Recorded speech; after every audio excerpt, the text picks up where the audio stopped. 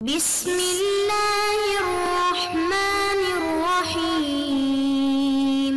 اعوذ باللہ من الشیطان اللعین الرجیم بسم اللہ الرحمن الرحیم وبہ نستعین وہو خیر ناصر ومعین الحمدللہ رب العالمین وصلی اللہ علی محمد وآلہ الطیبین الطاہرین۔ ہماری گفتگو کتاب المقاصد کے دوسرے حصے کتاب البیع کے مباحث میں جاری ہے، اور آج کے اس درس کا عنوان حکم تکلیفی اور وضعی میں اکراہ کی ایک دوسرے سے نسبت کا بیان ہے۔ یعنی آج کے ہمارے اس درس کے اندر آپ نے گزشتہ درس میں دیکھا کہ ہم بحث کر رہے تھے کہ اکراہ محرمات اور اس طرح جہاں پر معاملات ہیں فرق کرتا ہے کہ توریے کے علاوہ کے موارد میں جہاں انسان کو تفصی ممکن ہے تو وہاں پر ہم نے ملاک بیان کیا تھا کہ انسان توریے کے علاوہ کے موارد میں اگر وہ محرمات میں مجبور ہو رہا ہے، مکرہ واقع ہو رہا ہے، تو وہاں پر اکراہ کا ایک خاص معنی ہے کہ وہ حد الجا اور جبر تک پہنچے، اس کے لیے کوئی راہ فرار نہ ہو۔ اور معاملات میں ہم نے کہا عدم طیب نفس مد نظر ہے کہ معاملات میں اگر وہ مکرہ ہوتا ہے تو معیار یہ ہے کہ طیب نفس نہ رکھتا ہو اس چیز کی نسبت۔ تو دائرہ اکراہ کا جو ہے وہ معاملات میں وسیع تر تھا، یہ ہم نے بیان کیا تھا۔ آج اسی درس کے تسلسل میں حکم تکلیفی اور وضعی میں اکراہ کو اگر آپ نظر میں رکھیں تو ان کی ایک دوسرے سے نسبت کیا ہوگی۔ حکم تکلیفی یعنی وہاں محرمات میں جو اکراہ حکم تکلیفی کو اٹھا رہا تھا، وضعی یعنی معاملات کے اندر جو اکراہ اس کے اثر وضعی کو یعنی معاملے کے بطلان وغیرہ کے حوالے سے جو ہم کہہ رہے تھے کہ اس معاملے کا صحیح ہونا درست نہیں ہے، صحت کا جو اثر وضعی تھا وہ اٹھ رہا تھا۔ یہاں پر یہ اکراہ جو اس طرح کے آثار کے لیے رافع بن رہا ہے، ان کا آپس میں کیا رابطہ ہے؟ وہ اکراہ جو حکم تکلیفی کے اثر کو اٹھا رہا ہے اس کا اس اکراہ سے کہ جو حکم وضعی کے اثر کو اٹھا رہا ہے اسے کیا نسبت ہے؟ پھر ان دونوں کے اندر اگر ملاک اور منات کو دیکھیں اور ان ملاک اور منات کے درمیان کی نسبت سنجی کریں تو کیا نسبت ہے؟ اس طرح آج کے ہمارے اس درس کی جو گفتگو مورد نظر ہے، اس کے اہم مطالب میں سے ایک مطلب حکم تکلیفی اور وضعی کے رافع اثر اکراہ کی ایک دوسرے سے نسبت۔ وہ اکراہ جو رافع اثر ہے ان دونوں میں، یہ ایک دوسرے سے نسبت کیا رکھتا ہے؟ پھر اس اکراہ سے قطع نظر کرتے ہوئے خود حکم تکلیفی اور حکم وضعی کے دو منات اور دو ملاک کو نظر میں رکھتے ہوئے ان کے درمیان کی جو نسبت ہے اسے دیکھا جائے گا کہ وہ نسبت کیسی ہے، اور پھر کچھ فروعات کا بیان ہوگا اسی مسئلے کے حوالے سے جس کو شیخ انصاری بیان کرتے ہیں۔ تو چلتے ہیں اپنے پہلے عنوان کی طرف کہ جس میں حکم تکلیفی اور وضعی میں اکراہ کی ایک دوسرے سے نسبت کو دیکھا جا رہا ہے۔ تو فرماتے ہیں کہ تلخص مما ذکرنا، کہ گزشتہ ہمارے اس بیان سے جو چیز خلاصے کے طور پر سامنے آتی ہے، یعنی نتیجہ جو خلاصہ سامنے آتا ہے وہ کیا ہے؟ وہ یہ ہے کہ ان الاکراہ الرافع لاثر الحکم تکلیفی اخص من الرافع لاثر الحکم الوضعی۔ مما ذکرنا تلخص مما ذکرنا، یعنی جو ہم نے پیچھے بات کی کہ اکراہ محرمات میں مقید ہے، اور کس بات سے کہ انسان کو تفصیل ممکن نہ ہو اس مسئلے سے، اور پھر اکراہ معاملے میں اس طرح کی قید نہیں رکھتا تھا، اس کا دائرہ وسیع تھا۔ اس بات سے جو چیز خلاصے کے طور پہ ہمارے سامنے آتی ہے، نتیجے کے طور پہ، وہ کیا ہے کہ ان الاکراہ اکراہ وہ جو رافع اثر ہے حکم تکلیفی کے اثر کو اٹھا رہا ہے، یہ اخص ہے اس سے کہ جو رافع اثر ہے حکم وضعی کا۔ جو اکراہ حکم وضعی کے اثر کو معاملات کے اندر اٹھا رہا ہے اس کی نسبت وہ اکراہ کے جو حکم تکلیفی کو محرمات کے اندر اس حکم تکلیفی کے اثر کو ختم کر رہا ہے، وہ اخص ہے، خاص تر ہے اس کی نسبت۔ یہ مطلب بیان کرنے کے بعد آگا جو ہے وہ ان دونوں کے منات کی طرف پھر پلٹتے ہیں کہ وَلَوْ لُوحِظَ مَا هُوَ الْمِنَاتُ فِي رَفْعِ كُلٍّ مِّنْهُمَا، کہ اگر لحاظ کیا جائے اس چیز کو کہ جو منات ہے، معیار ہے ان دونوں کے ارتفاع میں، یعنی حکم تکلیفی کے اثر اور حکم وضعی کے اثر کے ارتفاع میں جو ملاک اور منات ہے اکراہ سے قطع نظر، وہ جو ملاک ہے اگر اسے لحاظ کیا جائے من دون ملاحظت عنوان الاکراہ، اکراہ کے عنوان کو لحاظ کیے بغیر، یعنی اکراہ سے قطع نظر کرتے ہوئے جب ان دو ملاک کو آپ دیکھیں گے اور لحاظ کریں گے تو کانت النسبۃ بینہما العموم من وجہ، فرماتے ہیں پھر نسبت ان دو منات کے درمیان کیا ہوگی، یعنی حکم تکلیفی اور وضعی میں اس کے منات کو لحاظ کرتے ہوئے نسبت کیا ہوگی، فرماتے ہیں کہ پھر عام خاص من وجہ کی نسبت ہوگی۔ یعنی یہاں پر آپ دیکھیں کہ یہ جو عام خاص من وجہ کی نسبت بیان کی جا رہی ہے، کیوں بیان کی جا رہی ہے، میں خلاصتاً مادہ اجتماع اور افتراق کی طرف اشارہ کرتا ہوں اور پھر چلتے ہیں اس علت کی طرف جو آغا شیخ انصاری بیان کر رہے ہیں۔ دیکھیں مادہ اجتماع یہاں پر کیا ہوگا کہ وہ جو مکرہ ہے وہ ایک کام انجام دے رہا ہے دفع ضرر کے لیے اور اپنا طیب نفس نہیں رکھتا، تو یہاں پر جو ملاک ہے حکم تکلیفی اور حکم وضعی کا وہ کیا تھا، ایک طرف سے دفع ضرر ہے حکم تکلیفی کے اندر، دفع ضرر کے لیے وہ اس محرمات میں اس چیز کو انجام دے رہا ہے اور یہ اقرا یہ ملاک جو ہے اس کے اثر کو ختم کر رہا ہے، اور معاملات کے اندر جو ملاک ہے وہ کیا ہے، عدم طیب نفس ہے، یہ پیچھے بیان ہوا تھا۔ اب یہاں پر یہ شخص دفع ضرر کے لیے وہ کام انجام دے رہا ہے اور طیب نفس بھی نہیں رکھتا، یہاں پر مادہ اجتماع ہے۔ مادہ افتراق اس ملاک سے کہ جو دفع ضرر ہے، دفع ضرر جو کہ ملاک ہے حکم تکلیفی کے اندر، اس کو آپ نظر میں رکھیں تو یہاں پر ایک جگہ پر جہاں انسان اپنی زندگی کی ضرورتوں کو پورا کرنے کے لیے مجبور ہوتا ہے کسی ایک اپنی چیز کو بیچنے پر، تو یہاں پر دفع ضرر ہے، لیکن یہاں پر کراہت نفسانی طیب نفس جو ہے وہ نہ ہو ایسا نہیں ہے، یعنی عدم طیب نفس نہیں ہے بلکہ طیب نفس انسان رضایت رکھتا ہے یہاں پہ، تو یہ ایک مادہ افتراق دفع ضرر کی جانب سے۔ پھر دوسرا ملاک جو حکم وضعی کے اثر کو مرتفع کرنے کا تھا وہ کیا تھا، عدم طیب نفس تھا۔ اب عدم طیب نفس کی جانب سے آپ دیکھیں کہ جہاں انسان طلاق مداراتی دیتا ہے جو پیچھے مثالیں گزر چکی، تو وہاں پر طیب نفس نہیں رکھتا لیکن دفع ضرر بھی نہیں، ایسا نہیں کہ اگر یہ طلاق نہیں دے گا تو کوئی ضرر متوجہ ہوگا۔ تو اس طرح آپ دیکھیں کہ نسبت ان دو ملاک کو نظر میں رکھتے ہوئے عام خاص من وجہ کی ہے۔ خود شیخ انصاری فرماتے ہیں کہ لأن المناط فی رفع الحکم تکلیفی ہوا دفع الضرر، کیونکہ حکم تکلیفی کے رفع میں جو ملاک ہے وہ کیا ہے، دفع ضرر ہے، اور جو متوقف ہے اس کام یعنی حرام کام کے انجام دینے پہ، اور یہ ملاک اعم ہے، اعم میں من وجہ ہے، کس کی نسبت، یعنی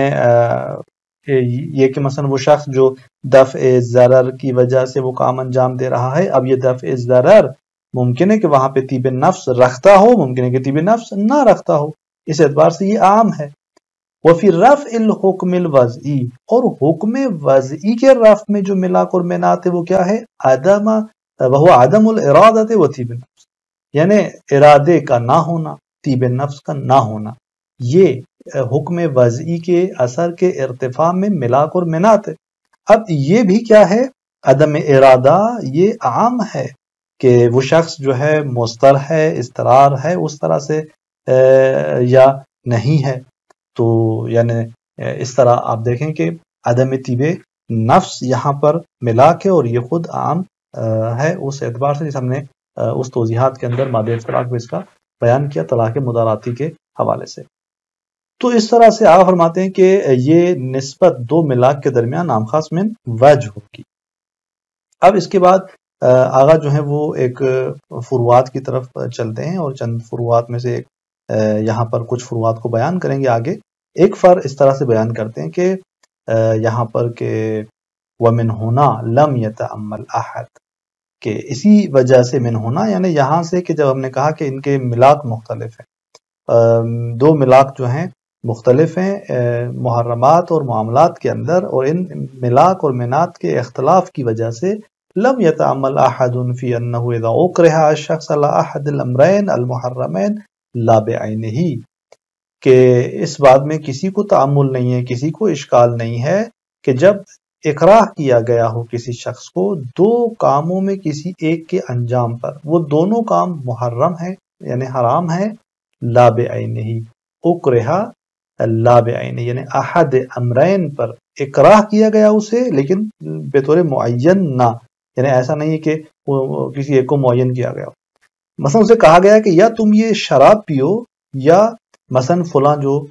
کتے کا گوشت ہے مثلا وہ کھاؤ. اب دونوں چیزیں حرام ہیں. عقلے جو ہے وہ قلب وہ بھی یعنی اس کا کتے کے گوشت کھانا یہ بھی حرام ہے، اور یہاں پہ شراب پینا یہ بھی حرام ہے. اب یہاں پر اس سے مجبور کیا جا رہا ہے ان میں سے کسی ایک کام کے انجام پر. فَكُلٌّ مِّنْهُمَا وَقَعَ فِي الْخَارِجِ لَا يَتَّصِفُ بِالتَّحْرِيمِ. ان میں سے ہر ایک چیز خارج میں واقع ہو تو وہ تحریم سے متصف نہیں ہے. یعنی اگر وہ مکرہ ان میں سے کسی ایک کام کو انجام دیتا ہے تو یہ جو ہے وہ تحریم سے متصف نہیں ہوگا، اور اس کے لیے وہ انجام دینا کیا بن جاتا ہے؟ جائز. یعنی اقرا یہاں اس کا اثر ختم کر دیتا ہے، کیونکہ جو اقرا کا یہاں پر ملاک اور منات ہے اس کے مطابق جو اس کے پاس کوئی چارہ کار نہیں ہے، لہٰذا یہاں یہ اقرا اس کے حکم تکلیفی کے اثر کو اٹھا دیتا ہے. لأن المعیار فی رفع الحرمت دفع الضرر. خدا بیان کر رہے ہیں کہ معیار یہاں حرمت کے ارتفاع میں اس دفع ضرر ہے، ضرر کا دفع کرنا. المتوقف علی فعل احدہما، کہ جو دفع ضرر موقوف ہے ان دو میں سے کسی ایک کام کے انجام دینے پر. تو لہٰذا اس معیار کو رکھتے ہوئے نظر میں رکھتے ہوئے یہاں پر اس فرق کے اندر کوئی اشکال نہیں کرتا. لیکن اگر ایک اور فرق میں آپ دیکھیں کہ اما لوکانہ عقدین او ایقاعین، اگر وہاں وہ دونوں چیزیں دو عقد ہوں یا دو ایقاع ہوں، مثال کے طور پر اسے مجبور کیا جا رہا ہے اس بات پر کہ یا وہ اپنا گھر بیچے یا مثلا وہ اپنی فلاں کوئی زمین ملکیت جو ہے وہ بیچے، تو یہاں پر دو عقد میں سے کسی ایک پر اسے مجبور کیا جا رہا ہے، یا دو ایقاع میں سے، یعنی یا اس پہلی بیوی کو طلاق دے یا دوسری بیوی کو طلاق دے، ان میں سے کسی ایک کی طلاق پر اسے مجبور ٹھہرایا جا رہا ہے، اقرار کیا جا رہا ہے. جیسے آپ مثال دے رہے ہیں ایقاع کی، کما لو اکرہ علی طلاق احدی زوجتیہ، یعنی اپنی دونوں بیویوں میں کسی ایک کی طلاق پر اسے اقرار کیا گیا ہو. اب اس صورتحال میں آگے فرماتے ہیں کہ یہ جو فرق ہے فقط استشکل غیر واحد، کہ ایک سے زیادہ بزرگان نے اس کے اندر، بہت سارے بزرگان نے اس کے اندر اشکال کیا ہے. کہ اب پہلی صورت میں اشکال نہیں کیا، لم یتعمل احد، کسی نے بھی تعامل نہیں کیا، کسی نے بھی اشکال نہیں کیا، لیکن اس صورت میں اشکال جو ہے وہ کرتے ہیں، اور یہ معاملات کی صورت ہے. یہاں پر آپ فرماتے ہیں کس طرح کس چیز میں اشکال کرتے ہیں؟ فی ان ما یختارہ من الخصوصیتین بطیب نفسہ، فرماتے ہیں کہ ما یختارہ، وہ چیز کہ جسے وہ اختیار کرتا ہے اس مسئلے میں، من الخصوصیتین، ان دو خصوصیتوں میں سے جس خصوصیت کو، یعنی جس جزئی اور جس فرد اور مصداق کو وہ اختیار کرتا ہے. چونکہ یہاں پر دو عقد تھے، اس کو اقرار کیا گیا کلی چیز پر، ان دو میں سے کسی ایک کو تو نے انجام دینا ہے. اب یہ کلی سی چیز تھی، اب وہ اختیار کرتا ہے کسی ایک جزئی کو، یعنی دو جزئی اور خصوصیتوں میں سے کسی ایک کو اختیار کرتا ہے بطیب نفس ہی، اپنے رضایت سے، اور وَيُرَجِّحُهُ عَلَى الْآخَرِ، اسے ترجیح دیتا ہے دوسرے پر، بِتَوَائِهِ النَّفْسَانِيَّةِ الْخَارِجَةِ عَنِ الْإِقْرَارِ، اپنے ان اندرونی کچھ غرائز کی وجہ سے، انگیزوں کی وجہ سے، ارادوں کی وجہ سے، کہ جو خارج ہیں اقرار سے، یعنی اپنے درونی جو ہے وہ ارادے سے، اپنے اندر کے مقاصد سے وہ ایک کو ترجیح دے رہا ہوتا ہے، جبکہ یہ اس کے درونی جو مقاصد اور دوائی ہیں یہ خارج ہوتے ہیں اقرار سے. اقرار اس پر تو نہیں کیا گیا، اقرار تو کلی چیز پہ کیا گیا کہ تو نے کسی ایک کو طلاق دینا ہے. اب یہاں پر ان میں سے کسی ایک کو بطور خاص انتخاب کرنا، معین کرنا، مثلا پہلی بیوی کو انتخاب کرنا، آپ فرماتے ہیں کہ یہ کیا ہے؟ اقرار سے خارج تھا. اب مکرہ علیہ باعتبار جنس ہی املا، یعنی فقد استشکل غیر واحد فی انما یختارہ، فرماتے ہیں اس بات میں کہ وہ جس چیز کو اختیار کرتا ہے ان میں سے اپنے طیب نفس سے، مکرہ علیہ ہے، اس پر یہ مکرہ ہوگا بے اعتبار جنس ہی، اپنی یعنی اس چیز کی جنس کے اعتبار سے، اقرار کی جنس کے اعتبار سے، املا یا نہیں، مکرہ حساب نہیں ہوگا. یعنی یہ جب اختیار کرتا ہے کسی ایک فرد کو، اور مثلا کسی ایک خاص بیوی کو اختیار کرتے اسے طلاق دیتا ہے، تو ہم اسے مکرہ حساب کریں گے، کیونکہ اس جنس کو دیکھتے ہوئے. اس لیے کہ اقرار یہ واقع ہوا تھا کس پر؟ کلی چیز پر، کہ طلاق کی جو جنس تھی، جنس طلاق پہ یہ اس کو اقرار کیا گیا تھا، کسی ایک کو اس نے طلاق دینی ہے. اب اس جنس کو دیکھتے ہوئے یہاں پر اسے مکرہ جانا جائے گا، املا یا نہیں، اسے مکرہ جانا نہیں جائے گا، کیونکہ یہاں پر جو ہے وہ پھر طیب نفس رکھتا ہے اس طلاق کے اندر، یعنی اس طلاق کے فرد کو دیکھتے ہوئے، خصوصیت کو دیکھتے ہوئے، جہاں طیب نفس اسے حاصل ہے اسے مکرہ نہیں جانا جائے گا. کیا یہاں پر اشکال کیا ہے بزرگان نے؟ تو اس سلسلے میں آپ فرماتے ہیں کہ بلفتا فی القواعد، نہ فقط اشکال کیا ہے اس مسئلے میں بلکہ افتاء فتویٰ دیا ہے علامہ نے قواعد کے اندر بے وقوع طلاق و عدم الاقرار، کہ طلاق واقع ہے اور اقرار نہیں ہے اس صورت میں۔ خوب، یہاں پر آپ فرماتے ہیں کہ انہوں نے تو فتویٰ دے دی لیکن البتہ بعض نے اس کی توجیہ بھی کی ہے، کیونکہ بظاہر جو ہے وہ اقرار اسے مکرہ واقع ہو رہا ہے، یعنی عرفاً جو ہے اسے اقرار صدق کر رہا ہے، تو کس طرح آقا کہتے ہیں کہ یہاں پر اقرار نہیں ہے؟ تو بعض نے آ کر اس کی توجیہ کی ہے کہ وَإِنْ حَمَلَهُ بَعْضُهُمْ، اگرچہ بعض نے فقہاء نے علامہ کی اس فتویٰ کو حمل کیا ہے، کہاں پر؟ علامہ اذا قنع المکرہ بطلاق احداہما مبہمۃ، اس مورد پر کہ جہاں مکرہ قانع ہے ان میں سے کسی ایک کی طلاق کی نسبت مبہم طور پر، یعنی اگر مکرہ جو ہے وہ آ کر کسی ایک کو مبہم طور پہ طلاق دیتا ہے تو مکرہ قانع ہو جاتا ہے، اور وہاں پر مکرہ جو ہے وہ یوں مبہم طلاق نہیں دے رہا، معین کر رہا ہے۔ تو آپ فرماتے ہیں کہ یہ جو علامہ نے کہا کہ طلاق واقع ہوگی اور اقرار نہیں ہے، اس کو حمل کر رہے ہیں اس مورد پہ کہ جہاں مکرہ قانع ہو رہا تھا اور اس نے مبہم طلاق نہیں دیے، معین دیے اپنے طیب نفس سے، لہٰذا اس وجہ سے علامہ نے کہا ہے کہ یہاں اقرار نہیں ہے۔ درست، اقرار کہاں ہوتا؟ جہاں پر مثلا وہ بطور مبہم طلاق دیتا اور مکرہ قانع ہو جاتا، تو یہاں اسے اقرار کے عنوان سے مکرہ کہا جاتا۔ تو یوں توجیہ کی بعض نے علامہ کی اس بات کی۔ تو یہاں تک یہ مسئلہ اس نسبت کا واضح ہوا دو ملاک کے درمیان، اور فروعات میں سے ایک دو فر یہاں پر بیان ہوئی۔ اگلے درس کے اندر مزید کچھ فروعات کو شیخ انصاری بیان کرتے ہیں انشاءاللہ۔ والسلام علیکم ورحمۃ اللہ وبرکاتہ۔